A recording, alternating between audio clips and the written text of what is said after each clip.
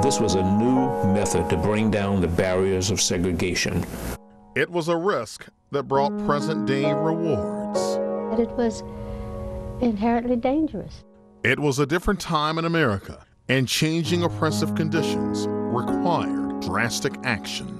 All of this required an inordinate amount of perseverance. Getting ahead brought its share of hardship. We sat down and they took us to jail. Seeking progress had its moments of physical pain. A group of young white men attacked us, beat us, and left us lying in a pool of blood. Honor has come to the pioneers 50 years later, but they say there's still unfinished business. I've got a mortgage and I've got rent to pay for being on this earth.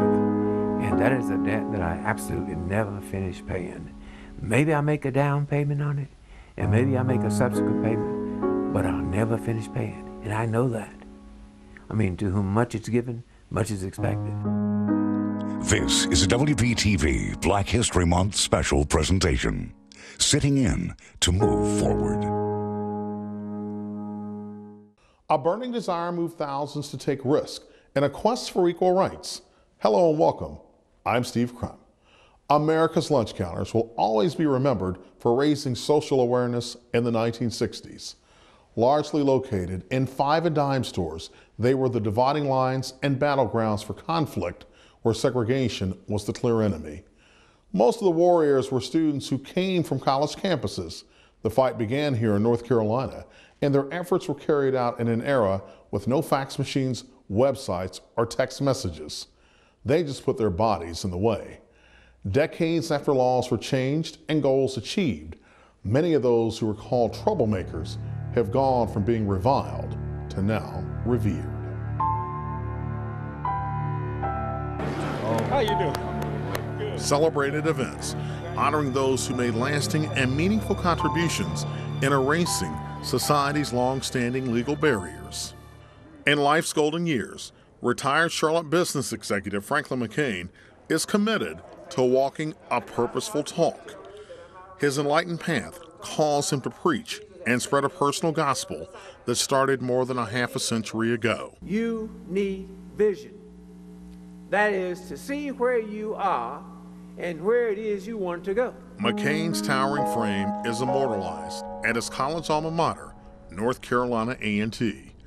That's where this granite, bronze, and gold-lined tribute also recognizes the collective groundbreaking accomplishments of the late David Richmond, Joseph McNeil, and Ezell Blair, all better known as the Greensboro Four. On February 1st, 1960, after I sat in, I was invincible. I had a sense of dignity, a sense of worth, and a sense of manhood to an extent that I had never felt in my life before. In fact, it was just overwhelming. 4 teenage boys made a decision that they had a responsibility to their manhood to take a stand. They were violating the law. They was actually breaking the law. Sometimes you have to break the law to make a change. On February 1st, 1960, the 4 freshmen bucked tradition by sitting down at the lunch counter at the Greensboro Woolworths. Their actions birthed a new element in an ongoing movement. Like so many others, they refused to leave until served. And I had the real feeling that if life should have ended at that very moment, then I wouldn't have been cheated. Sustained protest inside the Woolworths had a way of getting rough, and outside the store's doors, more support could be found, including white students from UNC Greensboro. The Bennett women were also there. They picketed, they were arrested. And it's very difficult to be told inside of the gates at Bennett that you can be all that you want to be and then walk downtown and be told that you're not good enough to sit at a lunch counter. Blocks away from A&T, students at Bennett College, the city's all-women's college, jumped in the fray. Months before hitting the street, encouragement came to the Bennett students from Dr. Martin Luther King Jr.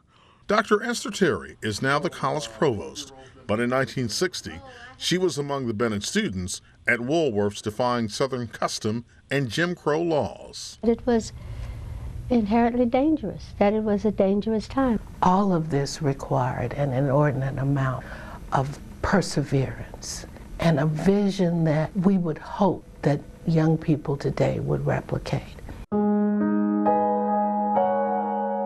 Groundbreaking actions playing out daily at the counter seen as dividing lines at the nation's 5 and dime stores. By sitting in, the students loudly stood their ground. Lots of people took risks because they felt the risks were worth it. The question I would ask people is, what risks do you take? 5 months and 25 days later, the students achieved what they set out to do. The Greensboro lunch counters were integrated. But in a number of locales, this fight would take a lot longer and claim its share of student casualties.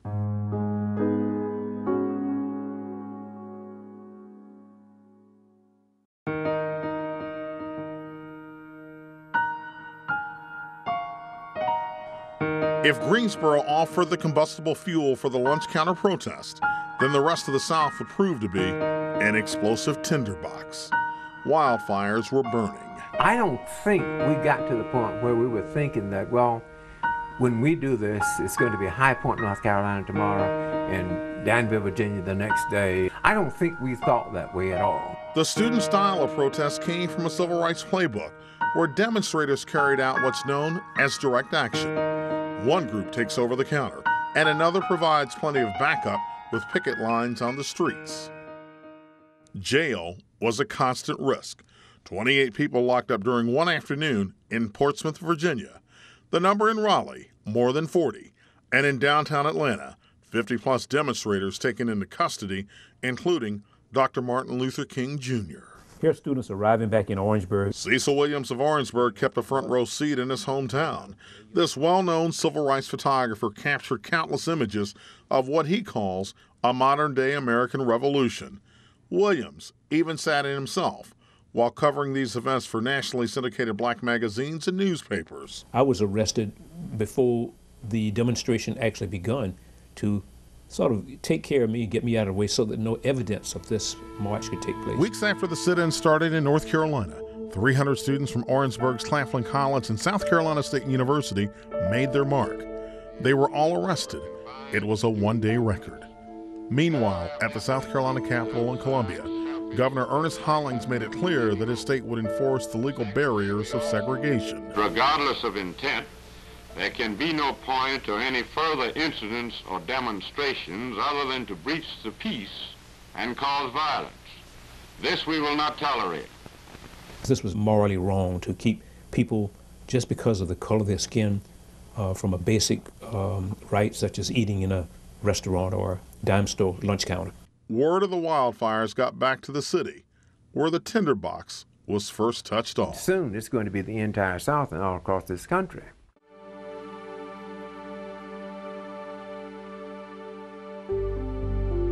On February 9th, 1960, 8 days after protests changed the tone at Greensboro stores, students at Charlotte Johnson C. Smith University also decided to take a stand against second-class citizenship. Yeah, you either had to go to a back counter or basement or in some stores back doors. E.B. Delane was fed up with the blatant rules of inequality, and so was Charles Jones, who helped organize Smith students. I said, tomorrow morning, I don't know about y'all, but I'm gonna put on my son to go to meetings of Sweetwater and go down and sit at Will Woolworths and ain't gonna leave. And we got together and started beginning this plan strike in that building right there. I thought that'd be a handful of people. That morning, on the side right here were 212 students from Johnson C. Smith University say, let's rock and roll. I took 3 busloads of kids downtown, about probably 50 to 60 kids each trip. More than 100 Negro students staged orderly sit-down strikes at the lunch counters of 5 large Trine Street stores here today, and one store closed its doors to business. Those words are among the now archived datelines and headlines from afternoon editions of the Old Charlotte News, as reported by John Kilgo in February of 1960. The thing I remember mostly about those students there was how calm they were. how serene they appeared to be. This might be unpopular, this might even be dangerous, but this is something that we know is right. So we ended up the first 2 or 3 days going to every major lunch counter in downtown Charlotte. Were you nervous? I don't think we had sense of that. I don't think, not in that sense. We knew that this was a serious issue. Only one facade is left from this urban battle, the old Ivy's department store at 5th and Triumph. In appropriate respects to Charlotte, that turned this around was the pocketbook. By the end of June 1960, the sit-ins and boycotts had ended in Charlotte, and the counters would be open to all. 50 years later, B.B. Delane offers this realization. All of those human talents that we were losing because of segregation, we opened the door for those talents to be used for the benefit of the society. Coming up, the courageous acts of the Friendship Nine in Rock Hill, plus revelations from a civil rights pioneer. You're watching a WVTV Black History Month special presentation, Sitting In to Move Forward.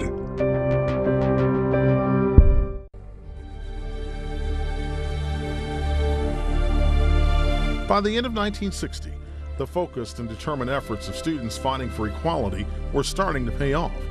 5 and dime stores across North Carolina began serving customers regardless of race. However, 25 miles away from Charlotte in Rock Hill, South Carolina, hardened attitudes were near a decisive tipping point. My name is Willie McLeod, and I live in Rock Hill, South Carolina. I'm Willie Thomas Massey, and I live in Rock Hill. Meet the 5 surviving members of the city's Friendship Nine. James F. Wells, and I live here in Rock Hill. I'm Clarence Graham. I live in Rock Hill, South Carolina. David Williamson, Rock Hill, South Carolina. They recently returned to this counter at Rock Hill's Old Town Bistro, but for years, it was a McCrory's department store. This is the place, this is the platform that provided one of the most defining moments in their young lives. Who would think that 40 years, 50 years later we'll be talking about it? They came from the now closed Friendship College. Fiery demonstrations demanding racial equality were carried out along Main Street for more than a year, but a critical moment challenging Rock Hill's social order boiled over at this counter on January 31st, 1961. They were here waiting on us when we was coming up the street. We sat down and they took us to jail. They didn't have far to take us. They drug us out the back, right to the jailhouse. The charge, trespassing, and violators were offered 2 choices. $100, 30 days. In jail. In jail. The protesters spent the next month at the York County Correctional Farm. National attention came through an innovative move pioneered by the Friendship Nine called Jail, No Bail. It would be carried out on other battlegrounds throughout the civil rights movement. We didn't truly realize the consequences of going to jail. And the fact that we were there together kind of kept my feelings, my emotions where they should be.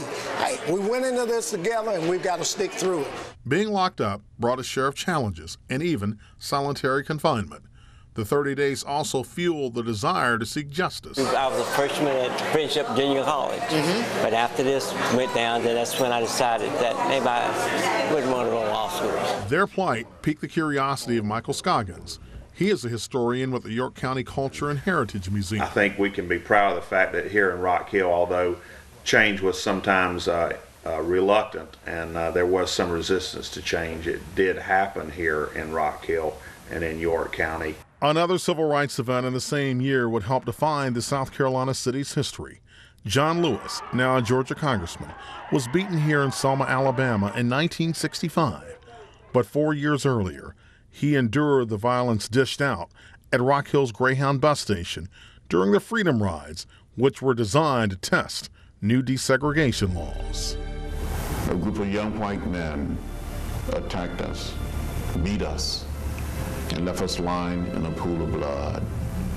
And the local police officials came up and wanted to know whether we wanted to press charges. And we said no, we believed in nonviolence. Nearly 5 decades later, Elwyn Wilson has emerged as one of the confessed attackers. I had a load on my shoulders, and I felt like my heart wasn't right. So Wilson took his story to the local paper, and that would lead to a series of public apologies. When Mr. Wilson apologized and said, "Will you forgive me?" I was moved to tears. He calls me his brother. That's what I call him. We were not struggling against people. We were not struggling against Mr. Wilson or any white person. We were struggling against customs, traditions, and bad laws. We were seeking to bring people together. John Lewis has received a number of apologies for what happened in Rock Hill. The Friendship Nine is still waiting to be exonerated by the state. Engraved trinkets bearing their names are mounted on the lunch counter seats of the old McCrory's to honor their efforts. But one local lawmaker wants the healing to go even further. I think that we need a formal apology from the state. State Representative John King introduced the Friendship 9 Act during the 2009 session of the South Carolina General Assembly. It would erase the charges and convictions of the group, but the bill got little traction and failed to make it out of committee. King says he will try again in the current session. We have to have that.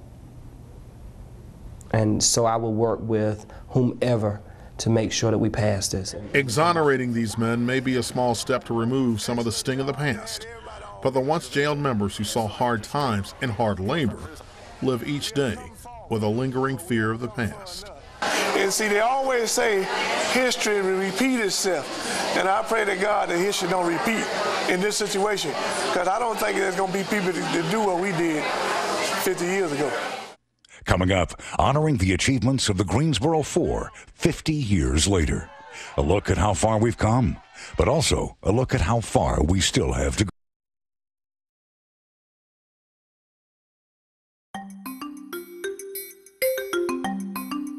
The International Civil Rights Center and Museum in Greensboro, North Carolina is now open. 50 years to the very date that altered the course of American history.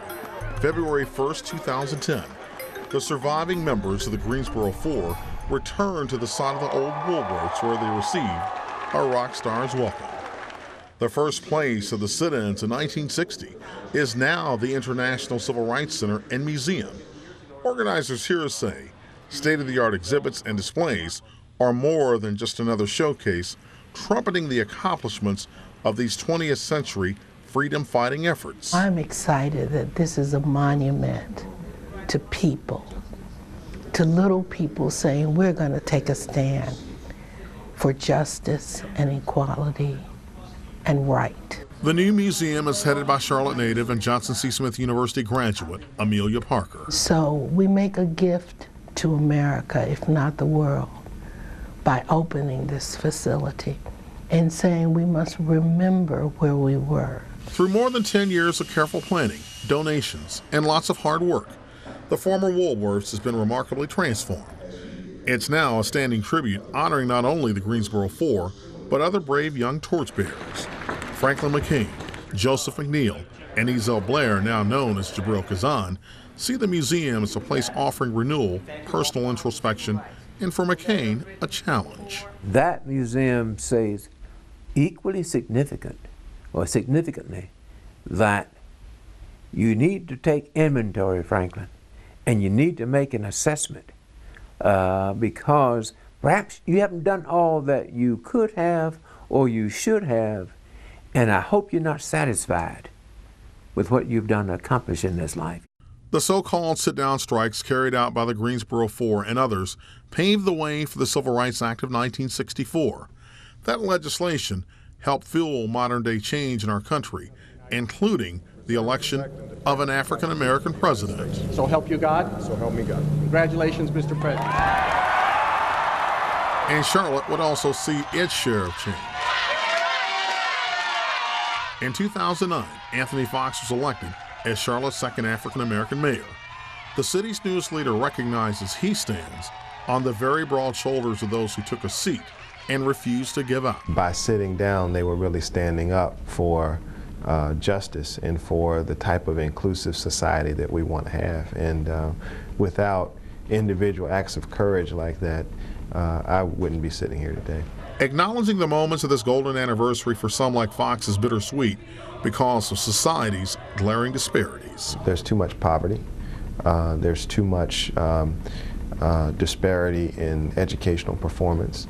And frankly, there's too little conversation about the things that all of us can do, regardless of how much money we have or don't have, to get our kids ready to learn, to get our communities cleaned up, to get things in a position where we can succeed. Disparity trends are constantly tracked by the Foundation for the Carolinas, which is home to the Community Building Initiative. The statistics still indicate racial and ethnic disparity around some very basic statistics, whether it's health care, education, incarceration rates. An African American woman denial rate on a mortgage loan is 17.1% here in this county. For a white woman, it's 5.2%. Patrick Graham is the president and CEO of the Urban League of Central Carolinas.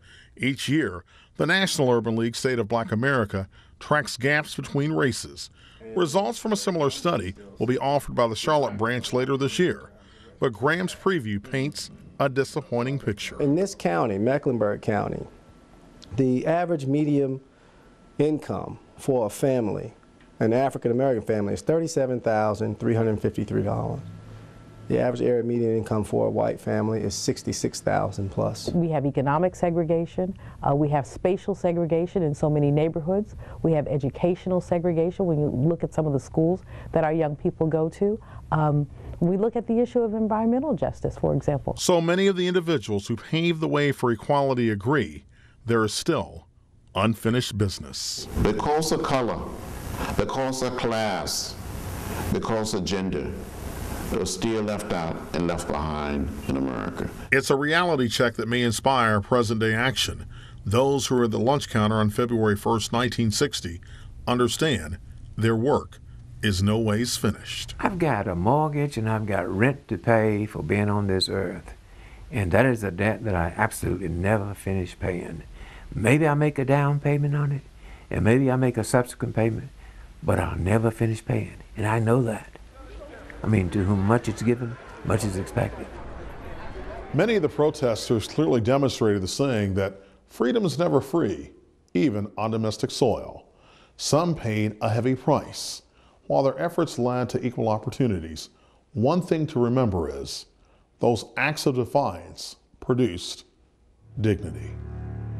That's sitting in to move forward.